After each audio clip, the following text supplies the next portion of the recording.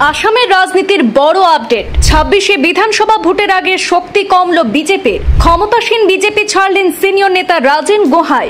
নতুন পুরনো সংঘাতের আবহে সিনিয়র নেতা 4 বারের নগাঁওয়ের সাংসদ প্রাক্তন কেন্দ্রীয় মন্ত্রী রাজেন গোহাই ত্যাগ করলেন বিজেপি। মোদী সরকারের প্রথম কার্যকালের কেন্দ্রীয় রেল প্রতিমন্ত্রী রাজেন গোহাই বিজেপির প্রাথমিক সদস্য পদও আজ ত্যাগ করেছেন। ভোটের মুখে বিজেপি ত্যাগ করলেন সিনিয়র বিজেপি নেতা রাজেন গোহাই। আজ যারা বিজেপিকে নেতৃত্ব দিচ্ছেন তাদের দেখে আসেনি, অটল বিহারী বাজপেয়ী, আদবানি, যোগীদের আদর্শে অনুপ্রাণিত হয়ে বিজেপিতে এসেছি বলে মন্তব্য রাজেন গোহাইয়ের।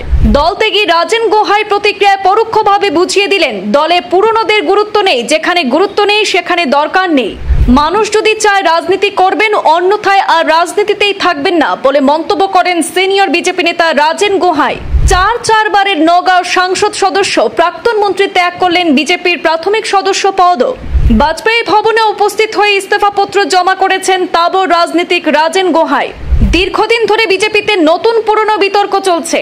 অন্য দল থেকে লোক এনে দলের দায়িত্ব দেওয়া হচ্ছে, অথচ ব্রাত্য থাকছেন পুরনোরা, এমনই অভিযোগ রাজ্য বিজেপির অন্দরে। বেশ কিছুদিন ধরে দলে গুরুত্বহীন হয়ে পড়েছিলেন একসময় রাজ্যের দাপুটে নেতা প্রাক্তন কেন্দ্রীয় মন্ত্রী রাজেন গোহাই।